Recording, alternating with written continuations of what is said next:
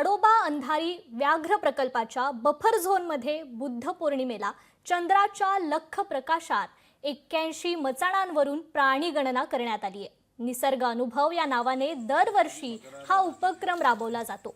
एका मचाणवर 2 निसर्गप्रेमींना मुक्कामाची संधी दिली जाते। यासाठी ताडोबा बफर क्षेत्रातील 81 मचाणांवर प्रत्येकी 2 निसर्गप्रेमींना संधी देण्यात आली। यावर्षी कोअर झोन वगळता बफर क्षेत्रातील चंद्रपूर, मूल, मोहर्ली, खडसंगी, पळसगाव आणि शिवणी या 6 परिक्षेत्रातील मचाणांवर हा निसर्ग अनुभव उपक्रम राबवण्यात आलाय।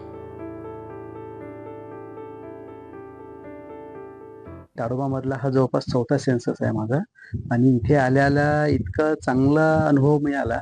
इथे आल्याला इथे तलावाच्या बाजूला पक्षी आणि एक मोठाच्या मोठा वाघ दिसला इथे असं आहे आणि एकदम जवळून आणि एकदम जो वाघ जो निसर्गामधला जो अनुभव असतो तो काही वेगळाच असतो। काल सायंकाळपासून इथे आलेलो आहोत आणि जवळपास आल्यानंतर आम्हाला सर्वात प्रथम तलावाच्या किनारी जे विविध प्रकारचे पक्षी आहेत ते सर्वप्रथम दिसले आणि आल्यानंतरच्या पहिल्या तासामध्येच एक मोठाच्या मोठा निसर्गात वावरणारा वाघ आम्हाला दिसला। त्याच्यामुळे मी अतिशय आनंदी आहे।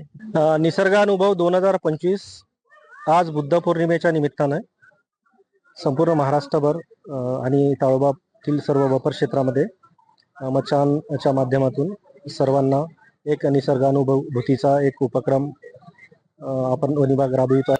याच्या माध्यमातून सर्वांना विविध प्रपत्र दिले आहेत। त्या प्रपत्रामध्ये त्यांना जे प्राणी दिसतात त्याची नोंद त्या प्रपत्रामध्ये घेतल्यामुळे एक खरी आकडेवारी आपल्या समोर येईल।